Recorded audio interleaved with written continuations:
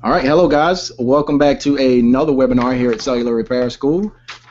William Agnew. Josh, great. First things first, let's do an audio check, audio and video check, make sure everybody can see and hear us okay. We had another little set of difficulties again, so we apologize for the delay, but we want to make sure everything's working okay. So let's just double check the chat real quick. There is a little bit of a delay between when you're going to hear us and when we see your response. So just let us know that you guys are able to hear us okay at this point.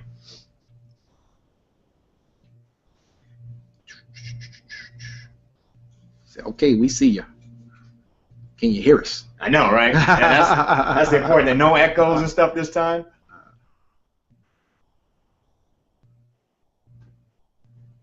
We're good. All right, cool. Okay. Good. Let's jump into it, man. All right. Sorry about being late, guys. Whew, this technology. Hey, but we're here.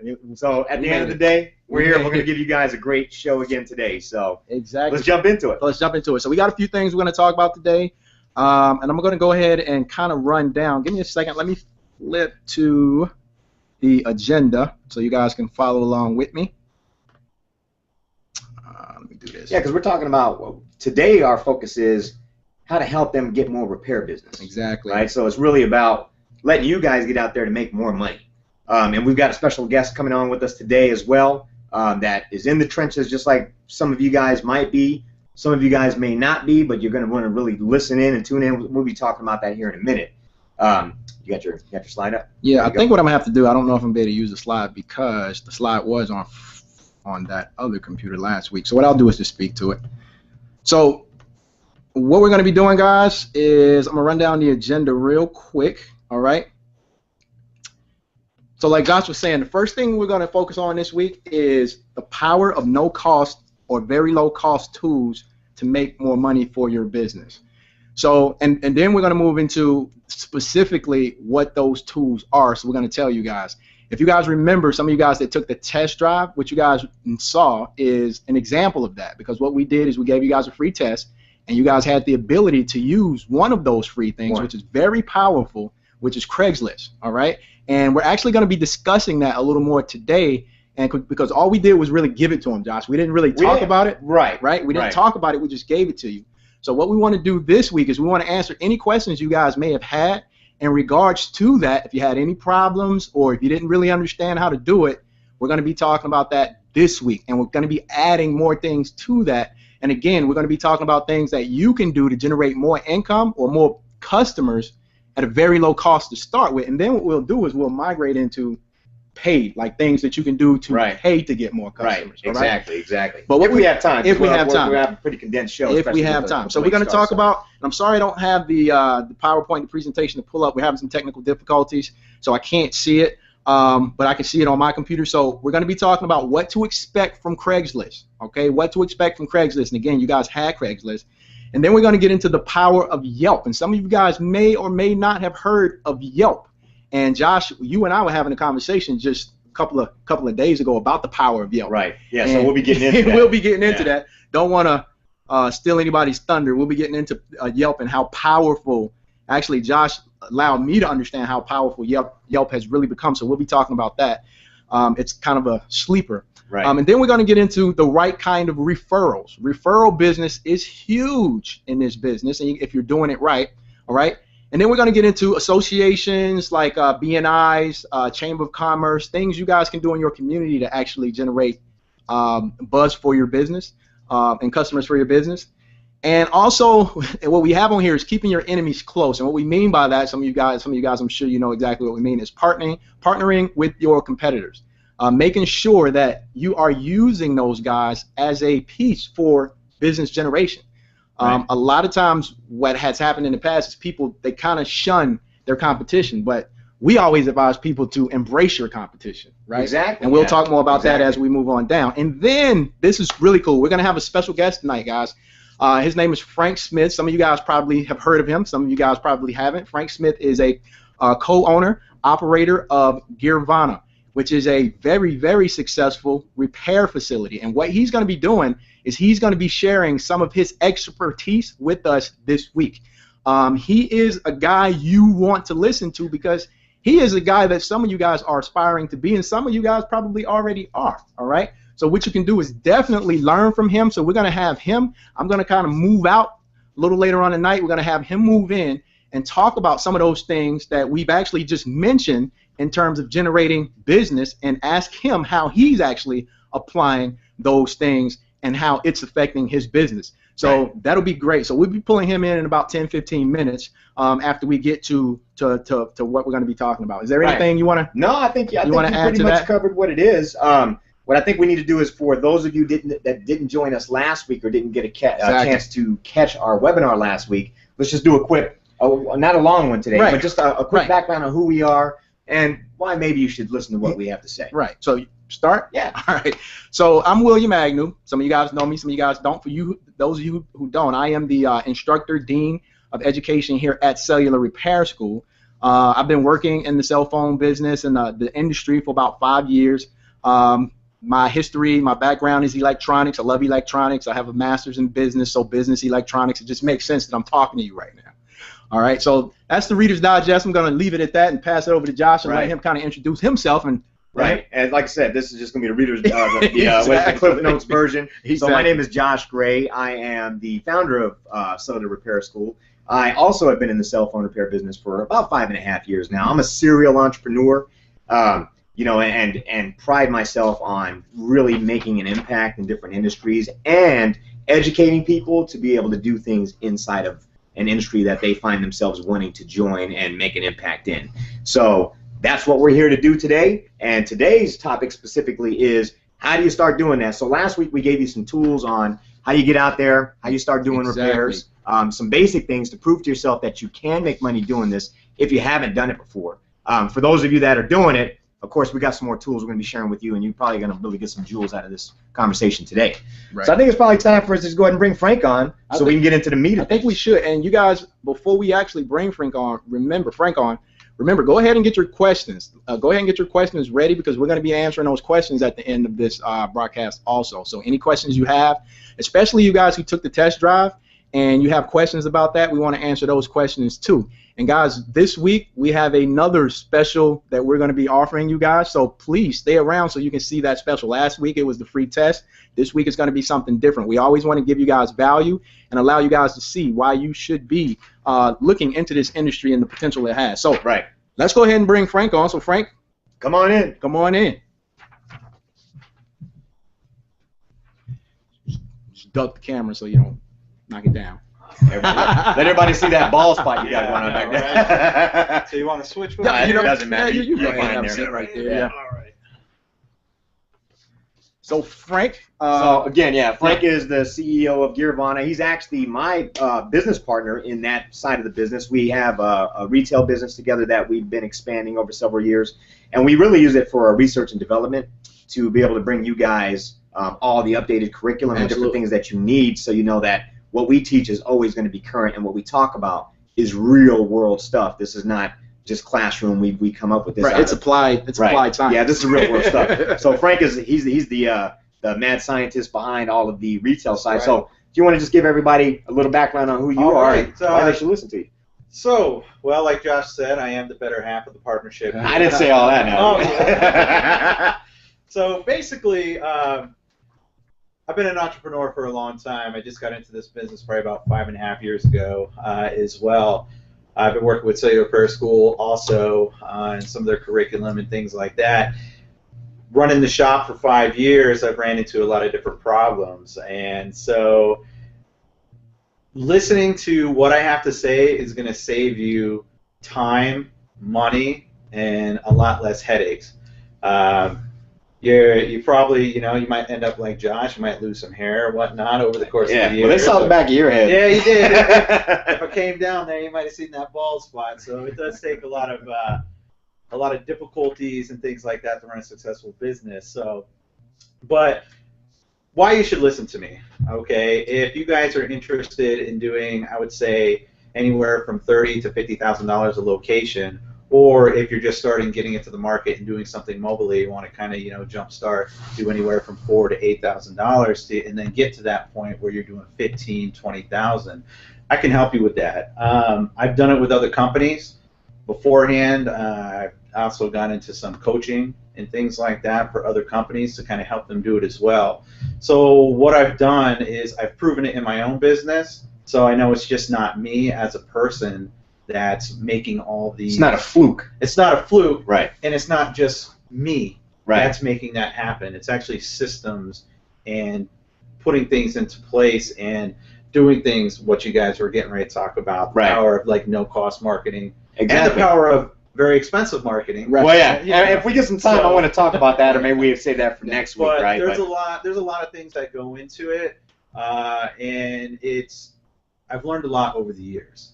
And if I knew what I know today, it would have took me a lot quicker to get to that point where I was generating income. You know, everybody, I'm sure, let's throw the question out there once you guys participate. Does $30,000 to $50,000 sound like something you guys want to do? Does that interest you guys? Right. I'm curious, and we're talking specifically one retail location. One retail location. Right, one retail location. Correct. So you can imagine if you have 10, 15, 20, 25 locations, exactly. You know, you should be able to do that. So, you know, and I agree, and I think everybody is striving to obviously get there. Right. I mean, no matter what end of the spectrum you're on, everybody's striving to get more business. For sure. So let's dive into the content now. I think it's time for us to dive right into it. Now, because can I ask this question before we get into that?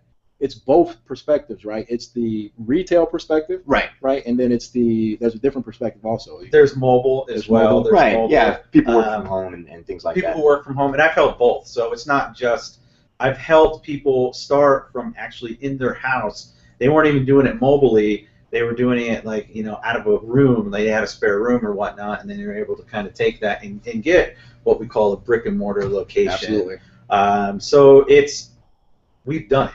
Right. Right. We've got the secret sauce. Exactly. Right. So what we want to talk about today specifically is, you know, a lot of people are working on stringent budgets. Right. Right. And when it comes to marketing, and by the way, guys, we probably drive this home all the time, but I'm going to continue to do that because it's that important. You are not in the cell phone repair business. Cell phone repair is what we do. You are in the marketing business. If you're going to be in this as an entrepreneur, whether you're a store owner, whether you own 100 locations, whether you are just starting out and you're trying to get some repairs done just on the side to earn some extra money, marketing is the lifeblood of your business. So what we want to talk about specifically today is some low cost and really effective ways to do that. Because obviously everybody can go to the high cost things. Right. You know, so I think there's a time and a place to talk about when those are effective. But today, it's the low cost stuff, right? So Craigslist is kind of where we left off at from our last webinar that me and Will had together. Mm-hmm. And we gave them a tool, you know, as far as teaching them a little bit about Craigslist and how to post ads. Mm-hmm. But what we didn't talk to them about is how it can impact their business and, you know, how often they need to post and how competition can affect you and what you can expect to get from Craigslist, even if you're in a rural area or maybe a large metropolitan area. Let me say this. What Craigslist can do is it's not really how it is how it impacts the business, but a lot of the people that are on here are probably startups or whatnot. So I want to say how Craigslist can jumpstart your business. There is a lot of individuals that I worked with beforehand that they absolutely had no budget. They may have been working anywhere from $1,000 to $5,000. You know, so the question was, well, how do I get my name out there and how do I advertise? Craigslist is one of the kings of free advertising. Yeah. So in order to do that, you have to be able to do it effectively. Okay. There was a company that I was doing consultation for, and what they were doing is they started doing. They opened up their doors, and they took some training from us. And what had happened was they were like, Frank, I need your help. I was like, well, what's going on? They're like, you know what? I've been in business for 3 weeks, and I've only fixed 15 phones. Right. Yeah, we got a problem. They're like, I know how to do the repairs, right, but I don't have anybody to do repairs for. Right. So the first thing we talked about was, okay, well, how much money do you have? And he basically had nothing. So the second question was, well, how much time do you have? And he says, well, right now I'm not doing repairs. Right, so I got plenty of time on my hands. He's got plenty of time. So what we did was we created effective Craigslist ads, okay? And I believe you guys, I think you shot one out last week. Yeah, we gave them an example of a very effective. Yeah, they had some back-end Craigslist training. ad, yeah. So that was one sample of what an effective Craigslist ad looks like. And what that can do is with any marketing, you have to do it for so long, and you have to do it consistently. The one thing with Craigslist is what you have to do, and you have to remember, depending on if you're in a metropolitan area or a small area, as soon as you post an ad, over time, that ad will go down to the bottom of the list, and now you're not first in mind. So what you have to do is you have to repost. And sometimes you can't repost that ad every day, so what you have to do is you have to have a series of ads. And I recommend having anywhere from 7 to 14, because what can happen is things can get flagged as well. Right. But the power of the Craigslist is this individual basically went from $0, and he started generating $8,000. And this is just what Craigslist? Purely Craigslist, and just a little bit of word of mouth, which we'll get into a little bit later here. Right. Exactly. But purely Craigslist, it was about $8,000. Yeah, so that's significant. Huge, you know, because it was free. It's right. a huge return on your investment, because all the investment was time at that point. Right. Now, let me ask you this, Frank. Why do you think people have a bad, they look for free, with free marketing? Sometimes people look at free marketing as it's not very good because it's free. How can you debunk? Well, I would say here's what happens is sometimes, as everybody heard, is you get what you pay for. Right. And sometimes free is, what do you expect from free? Right. But the best thing about Craigslist is it's not really, it's an organization. Mm-hmm. It's not an e-commerce site. So people go there for deals, and you're going to get a different type of demographic, a different type of customer from Craigslist, but it is a good way to jumpstart your business to get revenue. Right. That's a whole nother webinar all on its own, too. Right. And it depends on what your value proposition is, too. We could talk about that. And you have to have some sort of value proposition on your Craigslist ads other than just I fix price. Right. I fix phones, cheap fix. Phones. But you can, that could price. Be your value proposition. We always try to stress to everybody that, it's hard because this business is commoditized in some consumers' minds. Right. But realistically, if you set your business up properly and you do what you need to do to connect with your consumers, you don't have to necessarily compete on price, right? You don't. And it depends on what your value proposition is. Right. Let's take, for instance, you say, hey, I guarantee X, or I give free accessories, or I give free screen protectors, or I give you a free 6-month warranty. These are things that you can do because some of the depending if you're working from home or whatnot, some of the hurdles that you're going to accomplish or need to overcome is legitimacy, right? So you have to do something to let people know, because I make a joke on some of the Craigslist ads, depending on what your value proposition is the tail light warranty. Right. So what customers are worried about is after you do a repair, as soon as they see the tail lights disappear, the warranty's over with. Your warranty's expired. Right. So you have to set up a really good expectation, and you have to talk about your business and a little bit about that in your little Craigslist ad if you don't have a brick and mortar. Okay? Right. If you're mobile or you're working from home, you need to sound like, hey, you're this most legitimate and honest place to kind of do business. And one recommendation I want to throw out there is what you don't want to do is put your home address on there. Okay. So there's some other creative things that you can do. That I've helped people with kind of overcome that, because that can be a security hazard as well. Absolutely. I've heard of somebody actually getting robbed on Craigslist because of they're getting all these phones and things like that. Right. Because phones is a hot commodity right now. Right. So always safety first. Yeah. Safety first. Yeah. Think about what you're putting on Craigslist. It's like it's almost like putting yourself on blast out there, and everybody has that accessible information. Yeah. Right? What I want to mention is I remember just to kind of drive home the power of Craigslist is I remember having several conversations with you about individuals that we've coached or students that got into the business that literally were generating 100% of their business on Craigslist. That's it. Just using Craigslist. Yes. Right? And that is putting all your eggs in one basket. Right. Which we don't recommend. But it works. Right. It works. And what happens is even if people, this may sound unreal, but I know individuals that was generating $15,000. Actually, it was a competitor / friend of ours, or acquaintance. So strictly off of Craigslist, $15,000 a month, and But here's the thing that you have to worry about.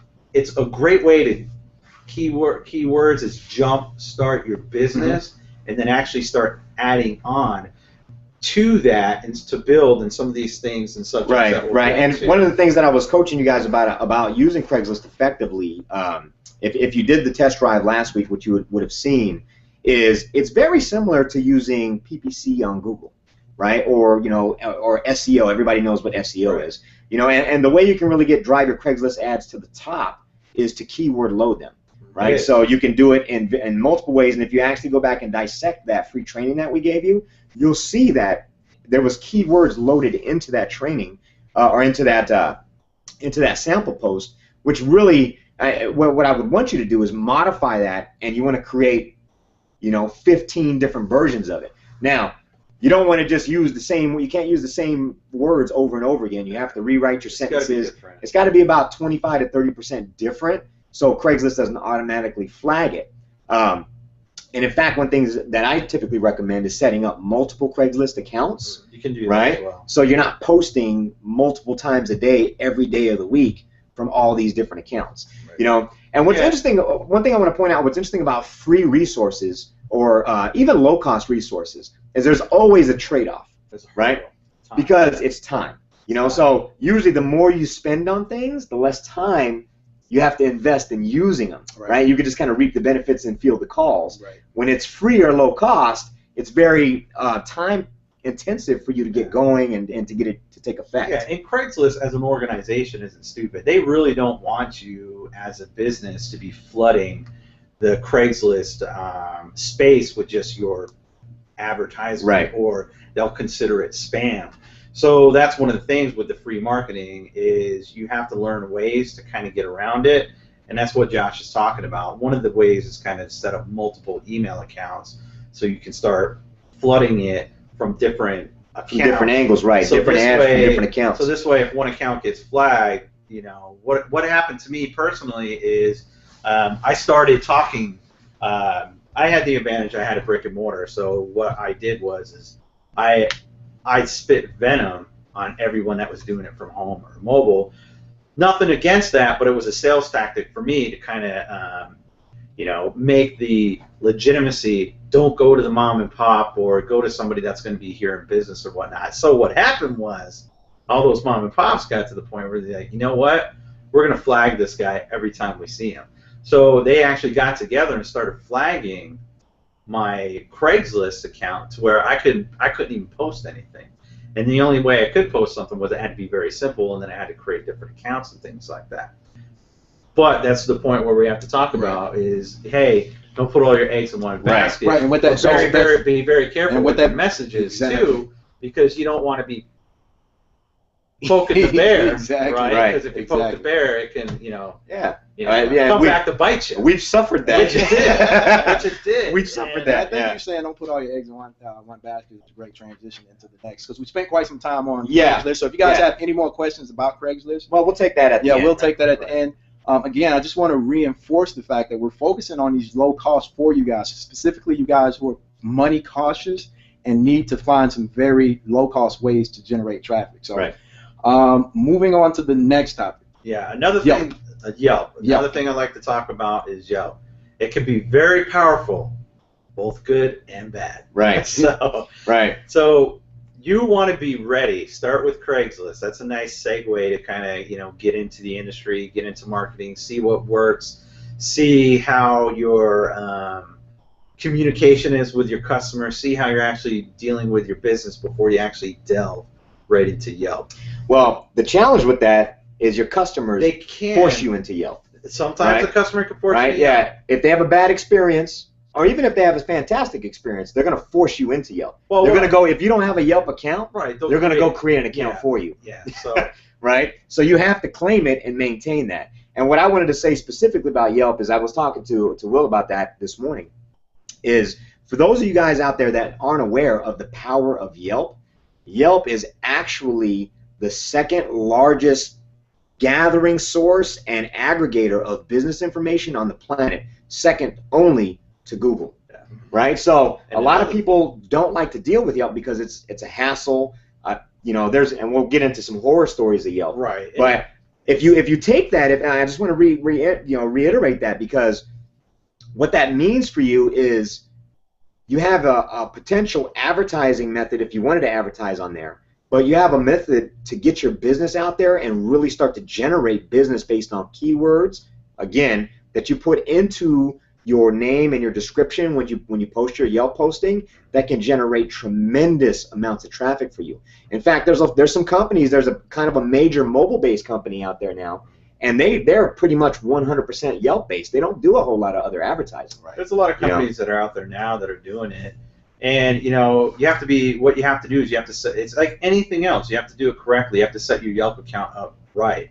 You have to make sure your categories and subcategories are correct, because there's actually a cell phone repair category on there, and it's not easy to find. You know, I mean, it's kind of mixed in with all these. I think it was like under IT technical services or something like that with the cell phone cell phone repair category is. But the big thing about Yelp is you're going to generate a lot of traffic because it's next to Google. Also, Apple is linking their Siri. So if you do a search with Siri right now and you say, hey, cell phone repair, it's going to aggregate cell phone repairs searches based on the actual star rating that Yelp has. That's right. So any iPhone or Apple user that does a search, you better have a good Yelp rating. Right. Otherwise, you're not going to come up. Or you might come in at the bottom. Right. That's true. And a good point to make with that also is searches, in terms of percentages, are going up more and more from mobile devices. It is. Right. I think it's like 63% right now. Yeah. So think about that. That's a little different topic, but you know what we've been saying as we do research more and more in the industry is that last year it was only like 32% of all internet searches were mobile-based. People looking from tablets or cell phones. And as of this year, so far, last quarter, we're up to 63%. 63% of searches right now are mobile-based. That's huge. That's a huge transition. That is huge. And specifically, that's even cell phone repair. Right. Right. So that means people with broken cell phones are looking on their cell phone. But for cell phone repair. But that's good because it shows that this industry is growing. That's right. Right. And that's one thing it shows. So. Well, let me tell you. Yeah, let me tell you some horror stories. I'm gonna tell you the good, the bad, and the ugly. I want to hear some pretty too. Anyway, well, the great thing about Yelp is it's a no-brainer. You got a 5-star rating, you're going to generate traffic. It's not easy to do, but let me tell you what happens if you start destroying your Yelp presence, and it will take away a percentage of your business. If you, let's say, take for instance, you were doing $20,000 a month, okay, and then you started getting a bad Yelp review, and then you started losing sales. You're like, oh my God, why am I at 15,000? I just lost $5,000, and you go back and you see bad reviews. That's going to be it. The bad reviews, people are going to start not coming to you because most of the searches are mobile. Now Siri, especially even Siri, that's going to that, and you're not even coming up. Yeah, on I mean that's anymore. huge that they tied that's in with Apple on that. Yeah. So that's the bad thing. The bad thing is that can completely. It can put you out of business. It can make things very difficult. Well, let's talk about why that is a difficulty though, because realistically, from the consumer's point of view, it's a good thing. Right, because it is. A business that's doing a really good job should have a higher rating. I tell you, I'm guilty of this when it comes to going out to eat. Right? When I'm in a new city, when I'm traveling somewhere, I don't go to places that have 3-star below ratings. Right. I look for large amounts of reviews and a really good rating for me to try it, unless I'm in a small town where there's no choices. Well, here's what the businesses have to do, and this is from firsthand experience. You could do a phenomenal job and be knocking it out the park and actually doing more numbers than your competition, right? But the only person that's going to leave a review, if you're not actively asking for good reviews, the upset customers. Are the upset customers. That's right. And that could be like less than 0.5%. Right. But that 0.5% has the squeaky wheel gets the oil, right? Completely destroy your reputation. Right. So you almost have to. Yelp is one of those things you have to be actively engaged with the customer. Right. Leave me a review. And just because you ask for it, they ain't going to do it. Right. You have to give some sort of incentive or something. Well, and I tell you, Yelp actively discourhes you from asking for reviews, though. Yeah, I understand. Right? Which is difficult in our space, particularly. I get it for restaurants. Yeah. Because you have a lot of repeat business in restaurants, and people if you're eating at a restaurant, you're usually going to come back to me. What's the lifetime value of you as a customer to me as a restaurant? Right. It's thousands of dollars, right? For us, how many times is the same customer coming back to get something repaired? Maybe 2 or 3 times, right, if they have multiple devices, right, depending on what your menu of services exactly. are. So what that shows is that the opportunity with Yelp is large. But I've seen a couple of comments on the chat roll here of people like, man, I hate Yelp.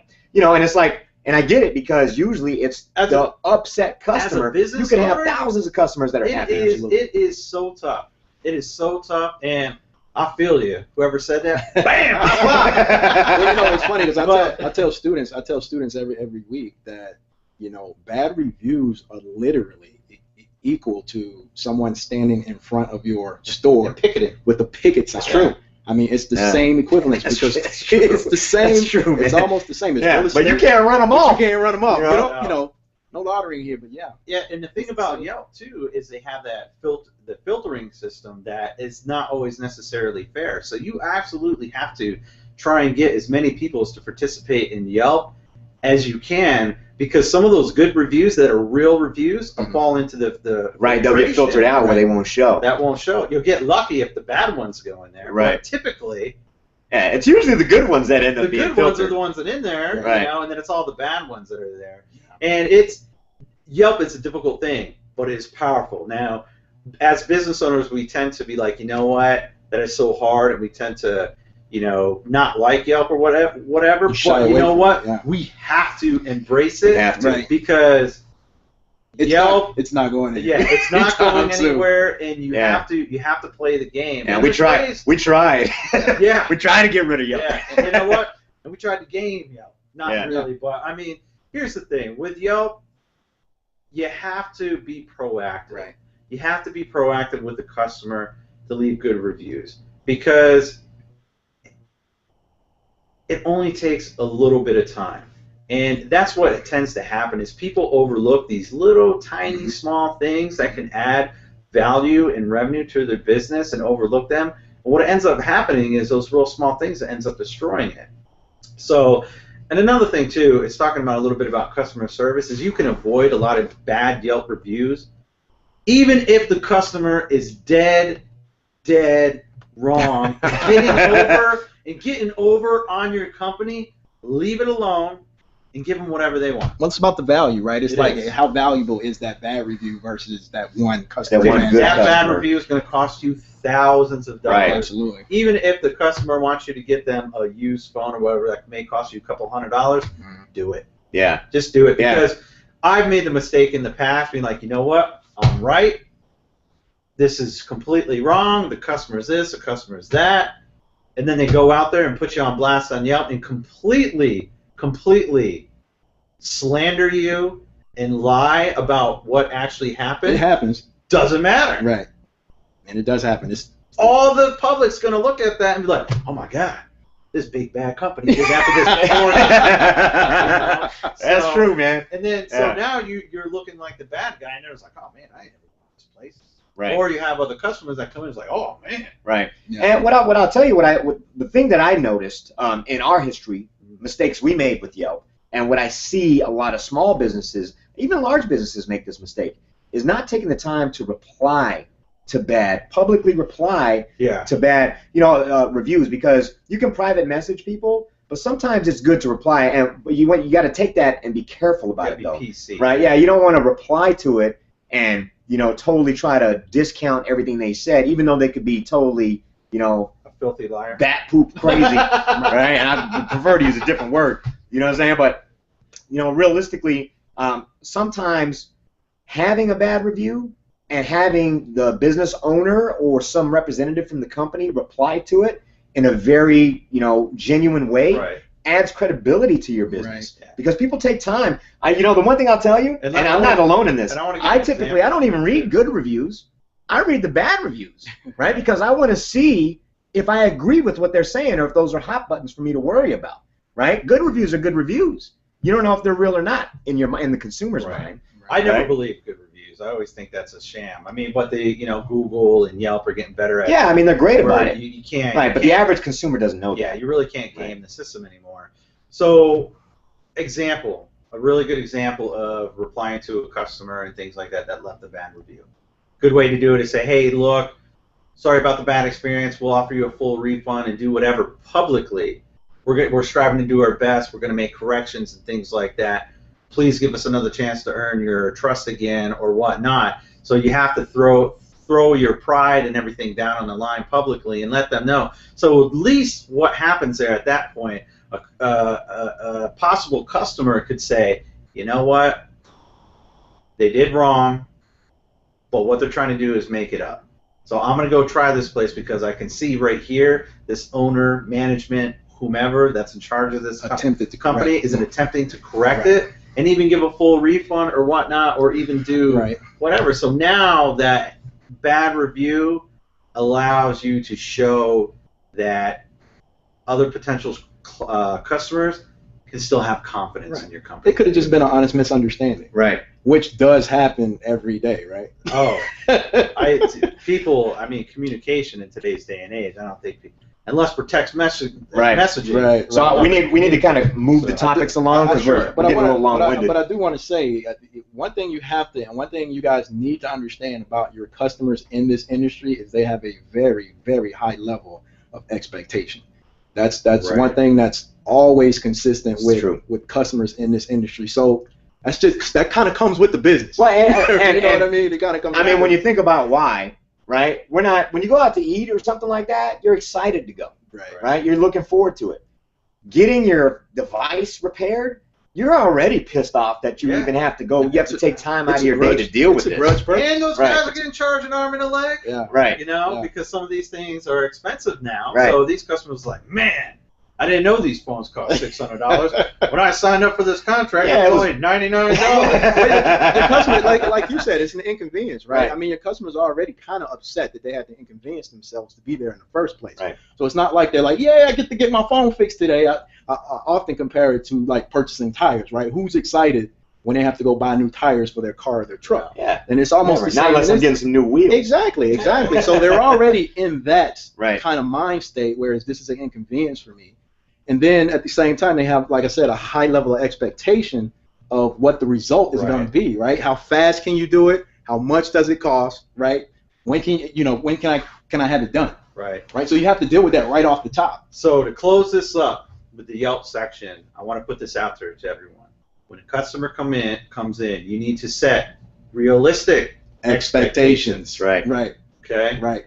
That's right. And go the extra mile. Yeah. Right? One thing we always like to say is under promise, over deliver, right? And that'll keep you out of a lot of hot water, and it makes you a hero in your customers' minds. Exactly. Right? So moving on, hopefully you guys got a little bit of jewels out of Yelp. Use it, embrace it, take some time to go out there and really analyze how to make your Yelp profile great, and focus on delivering great customer service, and it will be a profit generator Use for you. it. Don't abuse it. Right. It will abuse you. So the next thing we want to talk about is referrals. So we talked about Craigslist. We talked about Yelp. Referrals. So tell us a little bit about referrals and educate us on that. Okay. Well, networking ninjutsu. Networking ninjutsu. Right. So basically what that is here locally, and I think this is a nationwide, I just recently attended one of these. It's called a business networking group. It's called BNI. You guys might want to Google it if it has it in your area. Attend them. It's not absolutely free, but it's such a nominal cost. I consider it free, because what it is you get to attend these meetings, and each chapter only has one business that is alike. So guess what? So you're the only There's probably going to be no cell phone repair guys. Right. So you get to get your foot in the door with these businesses, and what they work on is strictly referrals for each other. Right. So, I mean, there could be a guy in there with activation stores, things of that nature. There could be, let's say, real estate agents is a great source. People who live, eat, and breathe off of their phone. Literally.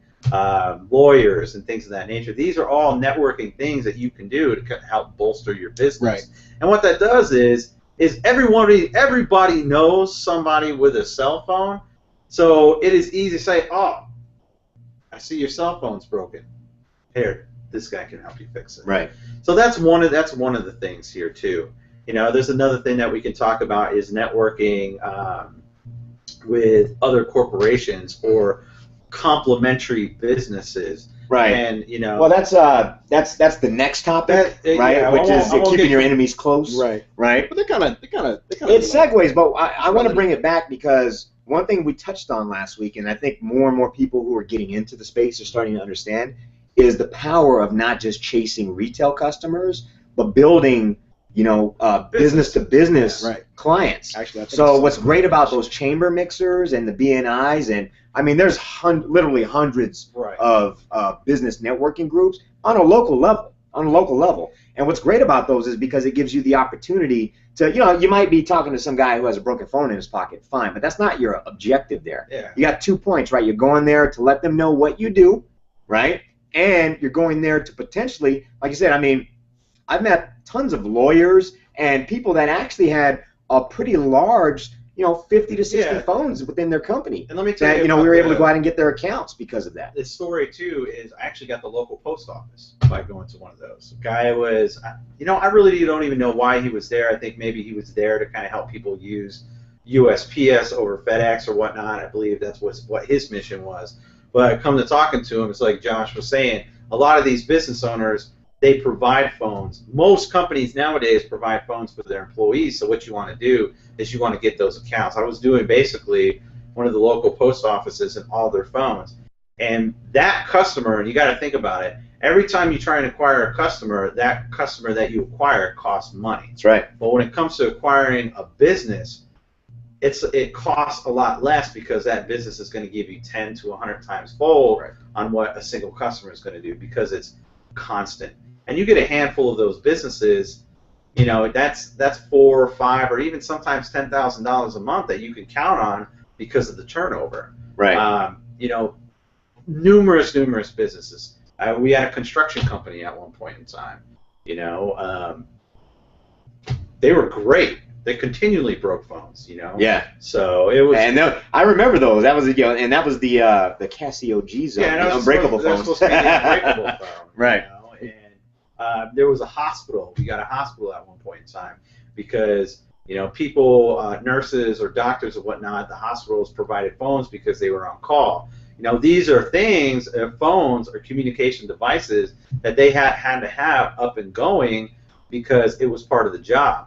So if you find those businesses that they have to have those handsets in operation, they're going to use your service, especially if you can get it the same day. I've met tons of business owners that are specifically in the restaurant industry at those sorts of mixers, especially the commerce mixers, the Chamber of Commerce mixers. Mm-hmm. And what's great about restaurants is most of them are going to tablets for the point-of-sale systems now. That's another. So it's a tremendous business opportunity. So I want you guys to kind of start thinking outside of the box. When you go to these things, you're not going there to meet Larry, the insurance guy, right? You're going there. Nothing against Larry. Larry, the insurance guy, give you business too, but the main goal is let's get the bigger business. Right. Let's focus on who's going to bring you the most money. Larry, the cable guy, or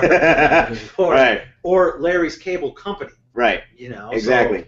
So that's what you want. You want the company. The second part of networking, now we drive home all the time. Anybody who's took any of our classes up to this point knows this already, but for some of you out there who haven't, the other part of networking is the power of referrals from your T-Mobiles. Yeah, that's what I was actually going to get into as a complementary business is anything that's complementary to your business, activations, if you're doing consoles, the GameStops. Till this day, a lot of people are afraid to go in and talk to the GameStops because, they're like, oh, GameStop does repairs or GameStop buys consoles and things like that. It's like you'd be surprised that they really don't do the things that you know how to do. And here's what it is. It's about building relationships with those people that you go to.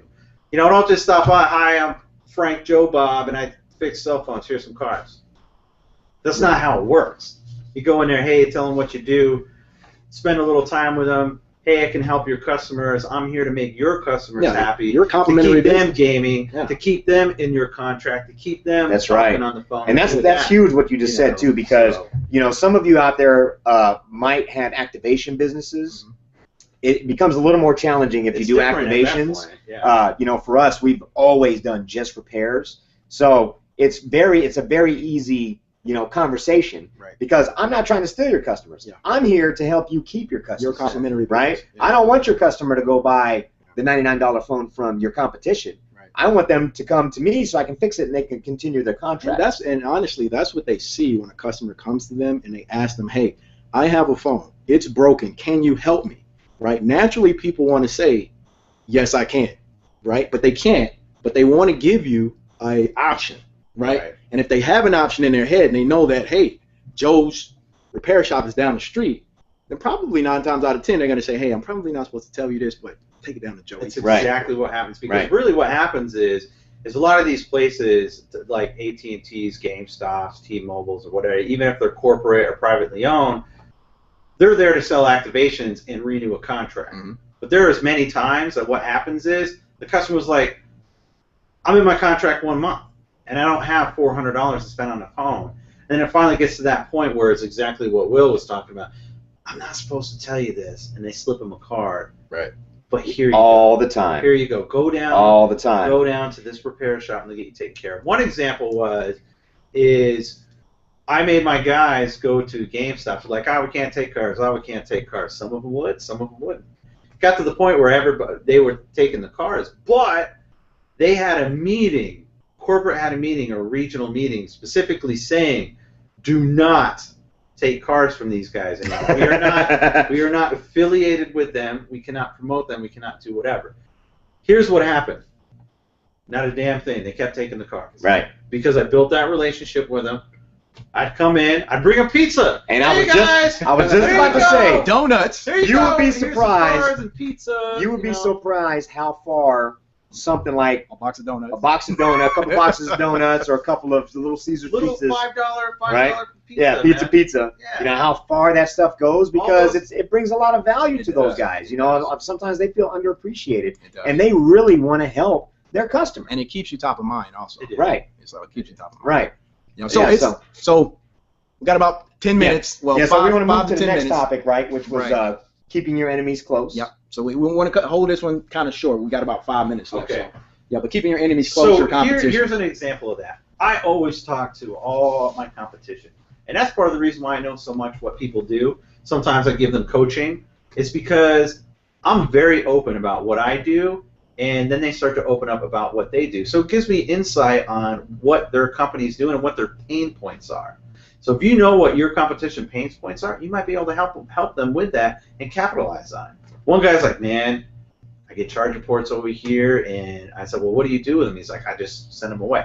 Of course he wasn't referring them to me, you know what I mean, because he doesn't want to give business. Right. But I said, what if I can do your charge reports that you get at a discount?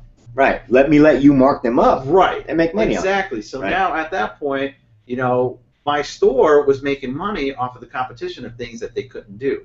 I've had business owners come in of other cell phone repair shops that just don't do soldering, and that's what we did. We just did soldering for them. Prime example, you know, there was a time in the industry where, you know, if you guys remember what the HD2 was, right?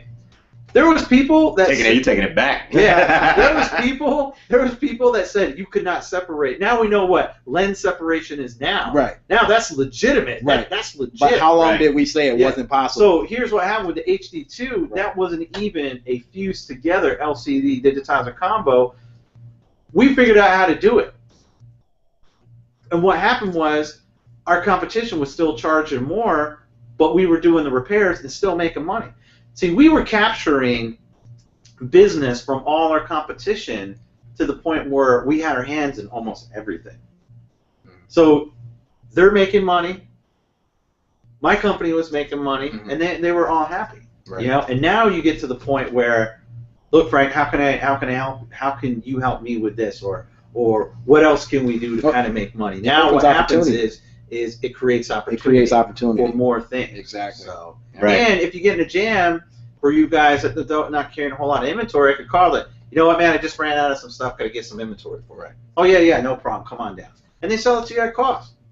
You know, even sometimes I would still mark my parts up and sell it to them. They would still sell it to me at cost because of the value that I was providing for these guys. Right. So don't be afraid of talking to your competition. There is truly enough business for everyone. You just want to be doing the majority. You want to be doing 80% of the business and let those guys have the 20%. That's right. I just want to respond. We're not in the Q&As yet, but Josh, man, you're killing it on the forums right now. I'm paying attention to him out here. He's got a lot of great information, and he made a post just now saying that for repairs, the future is board level repairs and doing more advanced things, and that shops that can't do that will fail. Exactly. And we 100% agree with that. Come to us, guys. Right. And we'll talk about that, but 100% because we were in the business before glass was even really an option. Man, I was fixing phones before there was a smartphone. Yeah. You know, so V3s. Yeah. V3s. Yeah, V3 flips, and I mean, we actually were making a lot more margin on the repairs because it was mostly labor. Like now, everybody who watches a YouTube video thinks they can do the repairs. There's so much more to the repair business. So I didn't want to interrupt that. I just want to give a shout out to Josh real quick because he's holding it down on the forum. I want to piggyback on that too. We get a lot of students in class who are in the cell phone repair business. They've been in it for a while, but they're exactly like Frank said. They don't know how to do certain level repairs, such as soldering, right? That soldering, that board level stuff, and quite often they get so tired and burnt out of sending that stuff out, right? Because number one, it costs them more money to do. Right, the time is increased as far as TPT throughput time, and getting it back to their customers. So they're like, you know what? I'm so tired of doing this. I've been doing it for so long. I decided to come to you guys to understand and learn how to do soldering. So just wanted to put that out there. Right, talking about it's true, right? So taught a lot. I want to keep it on topic though. Sure. So was there anything else that we wanted to add? Because we had a couple of comments and we're going to be taking you guys. In fact, let me step back 1 second. Go ahead, because there is a little delay between what we see and what you see. Go ahead and start posting your questions because we're going to start rolling up into our Q&A section. We're going to be taking your questions about anything in the industry, anything at all, guys. We're going to be answering those questions here. You got specific questions for Frank? You got questions about the training last week or the test? Now's your time to start posting those. Now's your time to start asking about that. But before we move into Q&As, is there anything else you wanted to talk about as far as partnering with your competition? Any other jewels or nuggets you can think of that we didn't touch on? Another thing as well too is partnering with your competition, depending on what you want to do and what you want to accomplish. Is you have to be more knowledgeable basically in the business than your competition, because you won't be able to take advantage of these things. That's right. If you're just doing digitize with LCDs and just swap Tronics. Yeah, that's true. Your competition, they're going to look down at you. They don't need you. Yeah, they do that too. But if you actually provide value, here's a prime example. A friend / acquaintance used to be a competitor. We put the individual out of business, okay? He came to, we had a good relationship. He came to me. We did coaching, and I helped him. He paid me for my services, and I helped him. He actually went to another one of our competitors. Is making $70,000 a year. So, by being close to your competition or providing value, there's still other opportunities out for you. Because even take, for instance, if you're struggling in your business, you still have a lot of value as a knowledgeable. That's right, and that's a good point because we've seen a lot of students who struggle with the business aspect of it, but are technically sound. Are incredible. That's right. So there's value there too, is you might be doing things for other businesses to the point where it might be easier and financially better for you to maybe go work for your competition. That's right. So it's not all about having your own business. It's all about taking advantages of opportunities. And your skill sets. And your skill sets. Right? And your knowledge. And your skill sets, absolutely. One thing I want to mention, and then I'll let you, I know I've been kind of commandeering tonight, but one thing I want to mention is that we do have a special for you guys tonight, right? And then we'll get into the Q&A section. So for all our webinar attendees tonight, I don't know who of you, in fact, what I do want to do is make you aware of, on the right side, you should see polls. If you take a quick second to answer that poll, we just posted a poll to understand who's in the business, who's not in the business. Help us out, get a little information, because we want to understand how to start critiquing this information to help you guys more. So we'll wrap that poll up right before the end of it. But for attending tonight, did you have something you want to say? Yeah, real quick too. Go ahead and say what you want to say, but I want to say something real quick. I don't want to interrupt. Okay. What you're saying. Yeah, I say for attending tonight, for all of you that haven't taken advantage of any of our training programs, if you were able to get the taste last week and do the 7-day test drive, obviously one thing you understood is we didn't give you the whole trainings. We just gave you one little sliver of it. So tonight what we're going to do is we're going to make available a special. So normally our online training specifically is $797, which includes $230 worth of tools. Tonight and just through Sunday for all of our attendees and our webinar replay watchers, we're going to drop that price to $497. So that's a fantastic value, guys. $497 is going to get you an unlimited level of training. It's going to bring you through levels 1 all the way through the more advanced levels of 2 and 3. So you're going to learn liquid damage, the advanced board repairs we've been talking about, things like that. So, Will, did you already get that popped up for them? No, you can go ahead and do it. I'm actually posting something. So we'll get that showed up for you guys now. And while they're doing that too, I've been branching off and doing a lot of coaching and consultation as well. So if any of you who are currently in the business or are looking to jumpstart your business, I do a lot of consulting for startups and people that are currently looking to add cell phone repair to their existing business to kind of jumpstart their revenues. Typically what I do as well is I typically do that for about $3,000. And I have about a 4-hour session that we break up into different pieces. I have a standard set plan, but also I do customize it to each individual's specific needs, depending on what stage they are in their business. If anybody is interested in that, I don't know if we have anything set up for that or not. No, I know it was something we talked about right before the webinar. Right. But feel free to reach out to him. His email is... it's Frank. Go ahead and reach out to me at frank@gearavana.com. Same thing. I'm going to extend what you guys did. I'm going to drastically reduce it. I'm going to do it for $1,000. Typically, it's $3,000, and typically I only take between 5 and 10 coachings a month. And right now I have about 6, so I only have 4 slots left. So what I'm going to do is, whoever is interested, I'm going to take the first 4 that send me an email or whatnot, and then I'll go ahead and get back to the first. And then we'll send out some information to you guys as well. I'll have you just shoot me an email with a little bit, like a quick synopsis, and we'll include it in our replay for everybody who maybe, because not everybody's attending tonight. Some people had to watch the replay. And ask me questions. For sure. Get the questions down. Ask me any questions that you guys have about either jumpstarting your business or the current material that we have. Because this is what I really want to talk about tonight. Is I want to help you guys make money. Yeah, guys, if you really want to make a difference in your business, you want to talk to this guy. So if you're interested in that, send the email, because this guy he knows what he's talking about, and he has information that will change your business. Absolutely. Without questioning. So did you post the link? Okay. Yeah, I did. All right.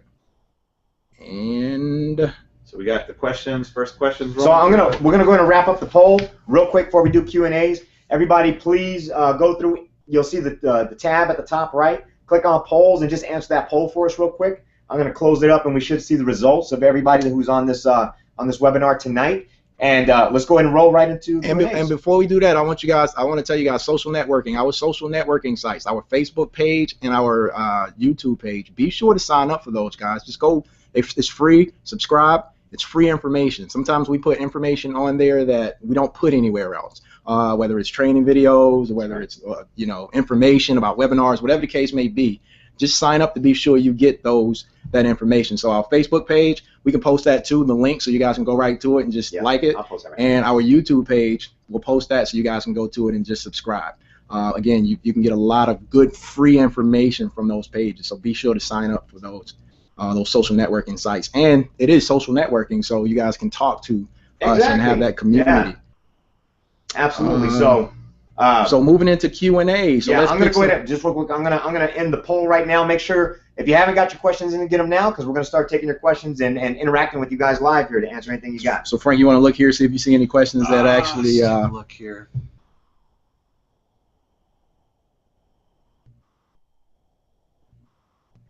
First one. That's a pretty interesting one. You see this one? How many lawyers and accountants did you go through to find people who knew their stuff? So Josh, is it Josh? Self-proclaimed at gmail.com. How many lawyers and accountants did you go through to find people who knew their stuff? Man, I think it only took one time for me to get sued. to know that was not the right one. and to find the right one. Right. So yeah, I was going to answer it just about the same way. One time. Yeah, but thousands of dollars worth. Yeah, exactly. Yeah, it only took me one mistake, one time, and a lot of money. So. Yeah. And realistically, though, I mean, let's clarify that. That wasn't being sued from a customer that was getting a cell phone repair done. Right. That was on the business building end of it. That's very important. And structuring the agreements with our, with our wholesale or the vendors we were working with and all that sort of stuff as far as our business-to-business contracts. That's where that stuff started to fall apart. So it wasn't retail consumer. Yeah. It's very important to clarify that. So I just want to clarify that specifically. That hasn't happened yet. We'll see.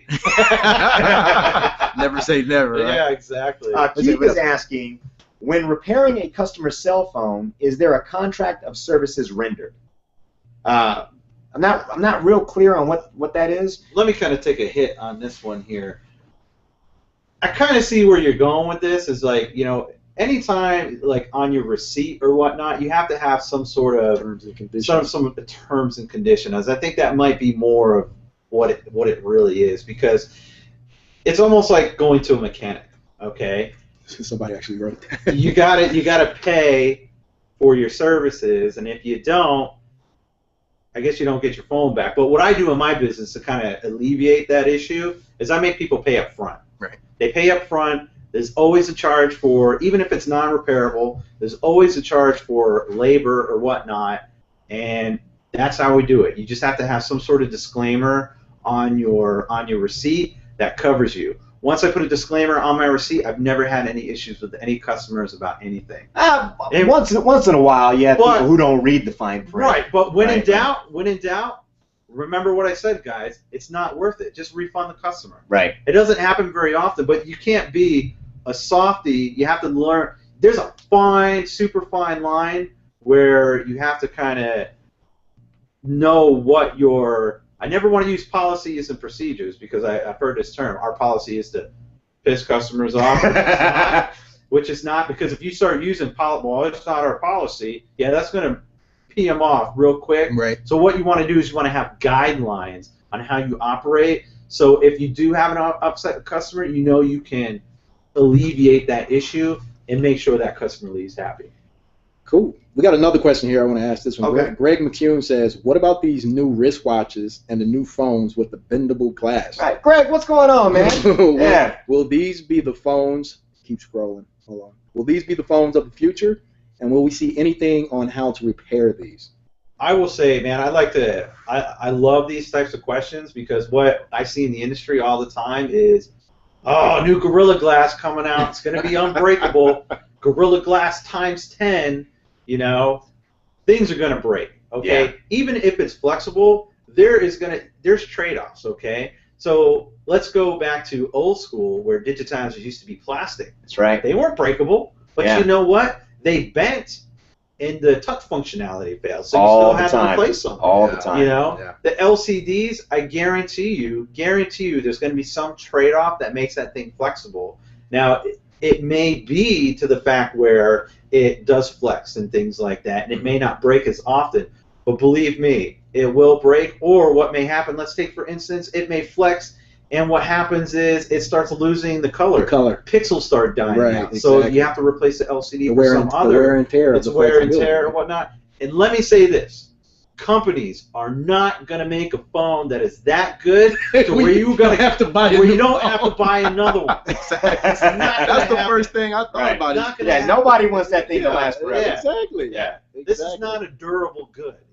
They're meant to go through like once a year. I mean, that's their business, is selling handsets. I mean, they don't want these things to last forever. They want the perceived perception of that thing lasting forever. That's right. That's right. Sandro's asking, how much do you charge for labor if it's a non-repairable, repair, an average? Okay. I always say as much as possible. but I'm going to give you a dollar figure, okay? So I used to charge $30, okay? And then on other devices I used to charge $40. But what I did was I tested it. In my demographic, in my market, I said, you know what, I'm going to do $40 and see what happens. So I charge $40, whether it's repairable or not, with the exception of my liquid damage repairs. It's a $49.95 fee, so $50 whether it's repairable or not. And as long as you give the realistic expectation and set the expectation up front on why it's that way, what you're doing, and how you're earning that, people don't care. They're fine with paying, because I always use that analogy. You're going to get what you pay for here, because a company that doesn't charge for labor, how much time do you really think they're going to spend to fix your phone if they're not getting paid for the time? What they're going to do is, for me, I make sure my technicians spend at least a half hour to an hour to make sure that they've exhausted every viable option there is to repair that customer's phone. And I tell that customer that same exact thing. A shop that does not charge for that type of labor or whatnot, they're going to go in, technician's going to look at it, not powering on, nothing we can do about it, and toss it to the side. So what that does is it costs the customer more money in the long run. It's not good. That's the value proposition that I use. Excellent, excellent. What else we got here? I told you guys this guy knows what he's talking about. Did you see another one there, Will? Travis asked, so Travis, he said, does the 470, does the 497, just clarity, give him clarity. Oh. He said, does the 497 count towards the training, on-site training as well? Yeah, and I did reply to him, but it was a private reply. Okay. So just for everyone, the special tonight, if you sign up for 497, absolutely, that will apply if you decide to take, just like our online classes always do, if you decide to take an on-campus class in the future, we will definitely give you dollar for dollar credit for your online training towards our on-campus program. So that 497 will definitely apply to the on-campus training as well. So somebody wrote perfect answer. Oh, I don't know. Smiley face. I don't know if that was that. What's next? I don't know if that was that. It just popped up though. Yeah, there's a lot of activity on these forums. I like it, but it makes it hard to read all the Q&A. It does. Yeah, you guys are asking some great questions. Fantastic. Yeah, let's see what else. How do you determine repair costs by region? Keith asks. Well, I wouldn't say by region. I would say what would be a better term is by demographic. Because the particular area that you're going to be in is what's going to kind of, and let me give you an example, okay? If you're in a heavily populated area that has a lot of pay per month carriers, you probably are not going to be able to charge as much as if you were in an area that is such as a Verizon. Because an individual that is pay-as-you-go doesn't have as much discretionary income as the individual that's paying for a service, because you get what you pay for, right? They have more discretionary income to pay for a service like Verizon or AT&T to get that phone that does what it needs to do. It's on the network that has the best service and whatnot, so you could charge more. What happened with me is I focused on, when I first started my business, is, let's say, nothing wrong with Cricket customers, so if you guys are using Cricket, nothing wrong with that. I don't want to offend anybody, but I was dealing with a lot of Cricket customers, right? They did not want to pay for anything. They didn't want to pay up front.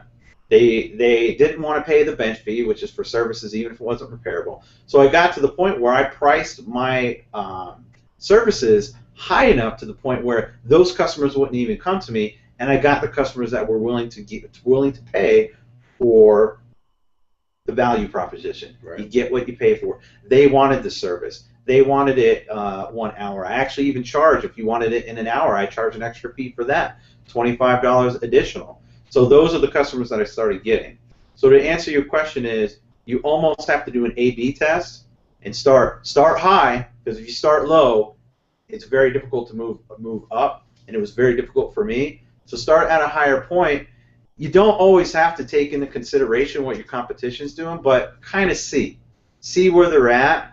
And you always want to I never try and charge, like take for instance, let's say Apple has their program, and let's say they're doing an iPhone 5 glass or iPhone 5S replacement for $150. You don't want to be at $150 because people are going to go with Apple, unless they want it now. So it's not a super simple, easy question to answer, but you almost have to play with it. If you guys ever want to take a look at some example pricing, go to gearvana.com. Actually, shop. Or shop.gearvana.com.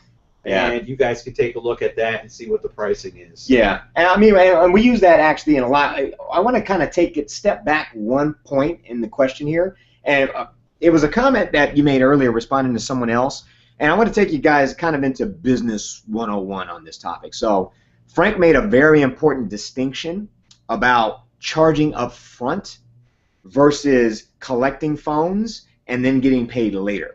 Right? So in every business, there's a cycle. It's called a receivable cycle. So usually in this business, and a lot of retail businesses, usually we deliver the goods when we get paid. So the receivable cycle is really short. But with the repair business, it can be long. And I'm going to tell you, and I know this because we struggle with this in the business when we first started, Absolutely. is when you have those BER phones, those beyond economical repair phones, man, not that you have a ton of them, but what happens is when you call that customer to let them know that that phone is not repairable, a lot of times they don't show back up. Yeah, they abandon it. Right. So, and it's not a bad thing if you have the parts and you need to harvest parts and you have the phone to do something with, but at the end of the day, you didn't get paid for your time. Right. And here's another, what used to be nice in the business also is even if somebody did abandon a phone, you could take it, wipe it, and sell it. Nowadays, It's getting tougher. You can't do that because they could have it activation locked. They could have it locked to their iCloud account. So now you can't get paid for your services even if you did put a new LCD on there and and here's what happens is they decide that paying rent is a little bit more important than paying you your service paying fee. you for your service to pick up their phone and then go to, and they're like, I'm going to just go to Walmart and pick up a $20 pay-as-you-go phone because I got to make rent this month. And here's another thing a lot of business owners don't think about. You don't always have to keep the customer's phone. If the phone is functioning and they can use the phone, you can have them purchase the part, right? And then they come back in when the part comes in.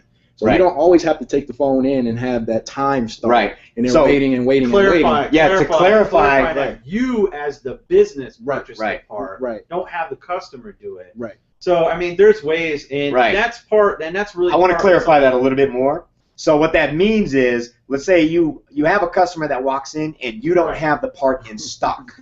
Right. So instead of losing the sale because the customer doesn't want to leave the phone with you, have them prepay for the part. So you're using their money, or have them prepay for the repair. So you're using their money to get the inventory, right? And now you got them, and they're going to come back. It ties them to the transaction. They have to come back. You get the sale. Right. The receivable cycle. I want you guys. That's the key. One of the key words tonight. Think about that, right? You want to shorten that as much as possible. Get your money and be in control of it. And it sounds ruthless, but this is business, guys. We're not here to make friends. Yeah, we're not running a charity. Right. We're running a business. You have to survive. So you want to make sure you're getting paid for your time, and you have to be in control of that cycle. Absolutely. So I want to plug, I see somebody mentioned the podcast. I want to plug a couple of more places you guys can get information from us. So I already said the social networking sites, which was YouTube and Facebook. Somebody mentioned the podcast. Somebody also mentioned, I think, the magazine. So if you guys want to get that stuff, again, these are the places you can get that stuff. We have the podcast. We have magazines. We have information on Facebook, information on YouTube. Go get that stuff, guys. There's a lot of information in all of those things. And again, sometimes we only put certain information in certain places. We want you to follow us. We're here for a relationship, guys, in case you ain't figured it out. So we want you to like us in everywhere that you can. YouTube, Facebook, Twitter, and obviously, follow us, join our mail list so you can get insider scoops on our webinars ahead of time. And by the way, too, you guys that are new in the industry as well, if you're struggling in the business and you come across something that you can't repair, I do wholesale repairs for everyone, and I do have a mail-in service as well. So that's another piece of support that we do give you, and I extend out to anybody to help them in their business as well. All right, so it looks like it's about 6:20. We've been we got started a little late, so we're right at our hour. About 6:15. So. I saw another good question. I kind of want to talk about Terry posted, and I don't know if this is Terry B, one of the Terrys we know, but Terry posted, "Where in the world do you find good technicians?" Oh, man. And this is so close to my heart. So I know this is. We'll probably spend 30 minutes talking about this, right? Actually, we should hold that off to. Didn't we? Isn't that? Well, it kind of is the next webinar. It's the topic for the next webinar, which it doesn't do justice. Let's start it right. Let's start that conversation. That's good. What I will say, let me just throw it out there. It ain't easy. And you will go through a lot of technicians before you find a good one. And basically what it is, we're going to tell you how to weed it out. We're going to tell you, how to hire correctly. It's really about hiring processes. A lot of different things that you can do. Systems. Right. Systemizing it. Systems, There's a lot of things you can do. I actually saw Josh on the chat actually posted. I think he's lost 5 technicians since he's been in business. So, that's pretty typical. That's the name of the game, man. That's the name of the game. What you have to do, and really a lot of the businesses that I have helped had that problem, and some of the businesses actually got held hostage by their technicians. So. Man, and, hey, I've heard some major franchisees getting held hostage, where their technicians are stealing from them blatantly, and they know it, but they can't do anything about it. They kept them on. Yeah. They know they were stealing from them. They kept them on because they couldn't, because those individuals were the backbone of the business. And those are the things that we're here to show you how to get away from that to where that's happening. I personally almost had that happen in my business, but I had things structured good enough to where that wasn't. It didn't scare me. Some of the technicians thought they were able to do that, but you know what? And the blog too. They figured it out real quick that I wasn't being held hostage by these guys. So it's going to be a good topic on next one, especially it's going to be all around that. Yeah. And really, that goes into a lot of the things that I talk with a lot of different businesses about marketing, keeping your business afloat, how to retain your employees. It's a lot of the things. These are things that all companies and all businesses deal with day in and day out. Business. Absolutely. And it's really knowing how to deal with these things to be successful. Because you can't get over a certain income unless you have these certain things put in place. You're going to be limited to how much you can make unless you get a good, solid team in place. And that's what we're here to do, is help you do that. Absolutely. So Josh is posting the links. Yeah, I forgot. I apologize, man. I got so passionate talking about some of the things we talk about. I totally got distracted. You want to take one more question? Yeah, you got another one in there, Will? Let me find a good one. In-house training programs, don't hire tags. Let's see. So you guys know, I'm just kind of posting some things up there for you right now. If you look at the top, they should be displayed as a sticky. The link to our Facebook page, the link to our blog as well, and then right now I'm just going to post. I'm going to post the link to our Twitter account also. If you're just interested in just staying abreast of what's going on in the industry, getting some really great insider information and some tips and tricks. We release videos, special training videos. I know Will and one of our instructors has been putting together some fantastic deep level soldering training videos that we've been throwing out there for you guys. So definitely, don't be shy. Follow us. What'd you guys find? You got one? I got one. I got a question. Alvaro says, oh gosh, I had him, then I lost him. I know. This thing moves on you. Let me see. Oh, if you real quick while you look at that, Ben asks, Frank, have you looked at the dry box for water damage repairs? I see that one. You remember dry box? Yeah. You remember David? David? Know what? We met that guy. Yeah, we met him at CTA. David, he's a great guy. Yeah. Great guy. But it ain't gonna work. Yeah. And I hate to kind of shit on, excuse my language, but I don't like to put down people's products. You poo-poo on them? I don't want to poo-poo. Yeah, I'm a poo-poo on it. But, and the problem is, realistically, the dry box is a faster method of what rice is. Yeah, and you know what? There's another product out there that Walmart sells that does the exact same thing. Very similar, yeah. It's that little bag. Little bag that you throw it in there. But here's the problem. Does it get rid of moisture? Absolutely, it does. But what it doesn't do, it doesn't get rid of the corrosion. And that's what causes, and what you'll learn in the classes, is what really causes devices not to function. One of the main contributing factors is corrosion, guys. Absolutely. It's not just the water. Yeah, it's like rust on a car, right? Oxidation. And then the problem is putting it into something like a dry box or even rice or the safe packs or whatever they're called. All that does is retard the process, right? But over time, that rust and that oxidation comes back, and it'll creep in as the electricity flows through the circuits. Right. It starts to eat away at those component connections, which is why it's not enough to just throw the device into some sort of inhibitor. You have to tear it apart and clean that bad boy. Yeah, sometimes they'll come back for sure if you put it in like the dry box, or I forget what the other one is. Right. I think it's like Wet Medic or something like that. But it'll come back sometimes, but over the course of time, with the use, the electricity, and all that other things, they'll start to lose functionality over time. And really, that's up to you as the company, the technician / employee, whatever side of the fence you're on. That's why you have to educate your customer about things. Yeah. Because the more you know, the more valuable you are, and why that makes sense. Oh, okay. Yeah. I'd rather spend $50 with you than $50 on this product, or spending, I don't know how much you wanted for the dry box. Well, the dry box was expensive. I don't know. I mean, that was a couple years back, so I don't know where it's at today. I mean, you know, and again, no harm or foul, but for us in the cell phone repair space, I think that works well for activation centers or guys that aren't really trying to do cell phone repairs. But remember, you're at Cellular Repair School, so we're here to talk about cell phone repairs. And realistically, that is not going to stop the process. And if oxidation or corrosion has happened, it's not going to save it. And that's interesting when you say educate your customer, because a lot of times your customer will get their phone wet or will come into contact with some type of humidity, and it was so long ago that when they come to you, they'll say, or they come to you guys, they'll say, no, my phone never got wet. Because what they're not doing is they're not putting two and two together. They're not attributing what happened in the past to what's happening today. Because sometimes that oxidation does take a little bit of time to actually show its right. Or they thought they had it fixed. It fixed, exactly. I'll put it in the and then you open it up, right. and you open it up and you say, well, you have liquid damage, or you have water damage. So. Very important to educate. Are we done with Q&As? Did you want to do any more Q&As? Are we going to wrap up? What are we doing here?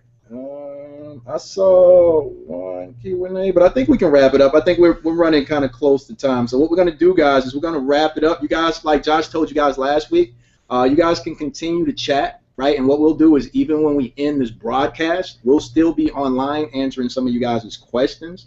Again, if you guys have any further questions after this webinar, feel free to send those questions to support@cellularrepairschool.com. We'll answer as many questions as we can.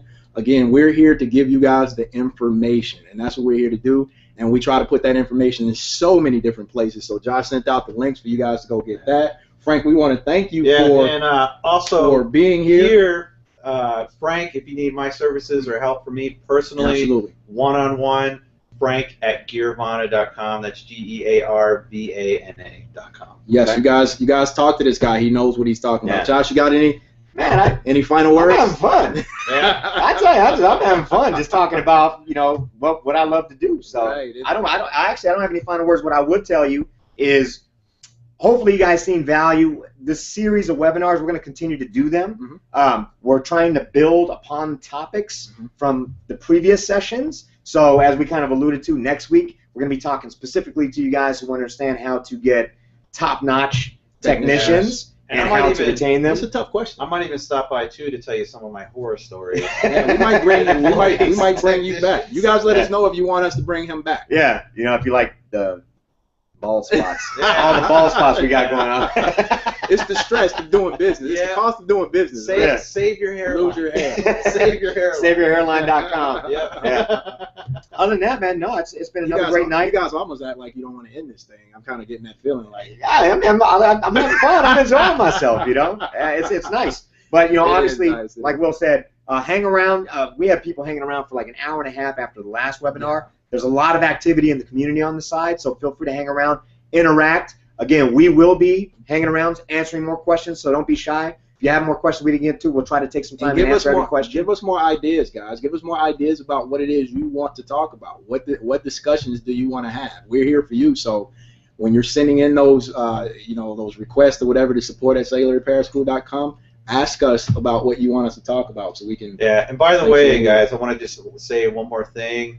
Is take advantage of over the weekend if you're thinking about getting into the industry or getting the training.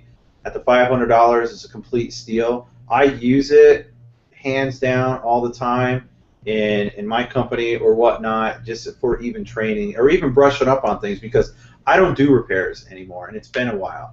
So even as just a refresher, even if you have been into the industry or you have been working on things or don't even know anything, it's a fantastic tool to have to either get into the industry or continue to refresh your knowledge so you know what's going on. Yeah. What I do want to mention, that I don't know if everybody can see the poll that we posted, because I want to get good at using this. This is kind of cool stuff we got. So we did post a poll of everybody that's in the community that's been interacting, who's in the business already and who's not. We've got 28% that say, heck yeah, and I'm loving it. We've got 16% that say they're in the business and they're struggling. And then we've got 56% that said no, but they're trying to figure things out, right? So, of course, that's what these webinar series are for, is to all of those things, to build communities for the guys who are loving it. For the guys who aren't in the business, that's what we're here to do, is kind of, shed some light on these topics, and help you along your decision-making process. Right. And then for that 16% that are struggling, that's where Frank is really, his specialty is going to be. Obviously, depending on what you're struggling with, here at the school, we specialize in training on very technical topics. But, Frank and myself as well, we do a lot of business coaching. So, don't be shy. Right. Don't be shy. And I want to say, guys, the ones that are struggling, this business is not easy. I mean, because I feel your pain, and that's why I started doing the consultations, to kind of help people continue to do what they need to do. And we have great technicians, and a lot of people get into the business are technicians, but they need a little help with the business side, and it doesn't take a whole lot. I mean, like I said, that's why I only take so many a month, so this way I can give full attention to those people for that complete month.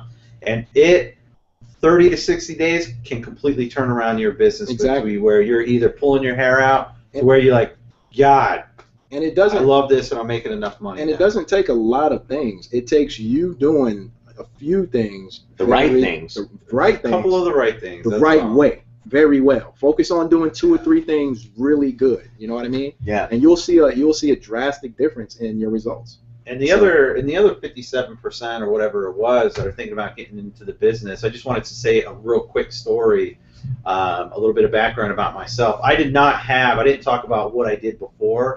I was not even in the electronics field or whatnot.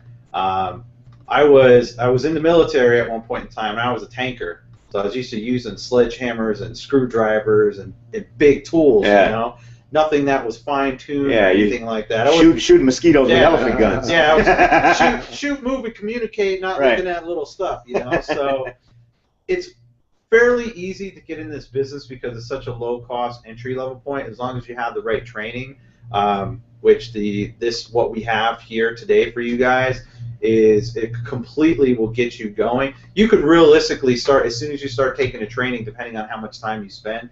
People do it part-time. I'm helping people right now as we speak build their business while they're working a full-time job. But the first step was they got the training.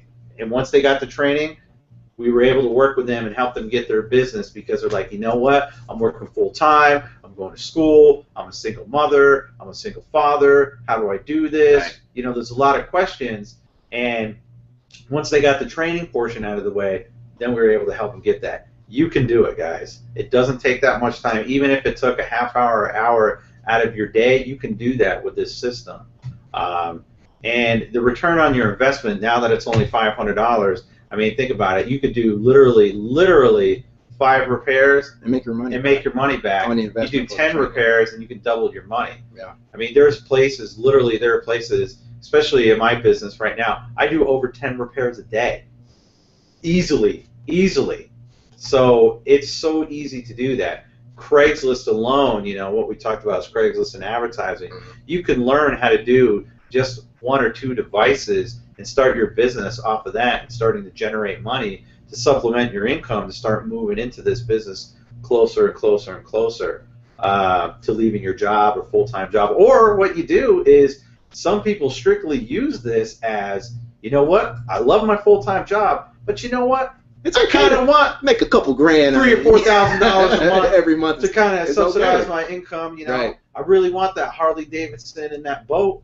Who couldn't use an extra $2,000 or $3,000 a month? No, there's no such thing as extra money. Who couldn't use an extra? Yeah. So who couldn't use $2,000 or $3,000 more? I can. I know I can right now myself. All right, guys, let's wrap this thing up. It's getting long. All right. Yeah. Again. All right. You got questions? Post them. We're going to be hanging around for a little bit talking. So we're going to end the broadcast, but definitely keep posting questions, and we're going to try to get to as many as possible. We'll see you next week. Yeah. Right, William Agnew signing off. Joshua Gray. Frank Smith. See you guys. See you guys. Thank you.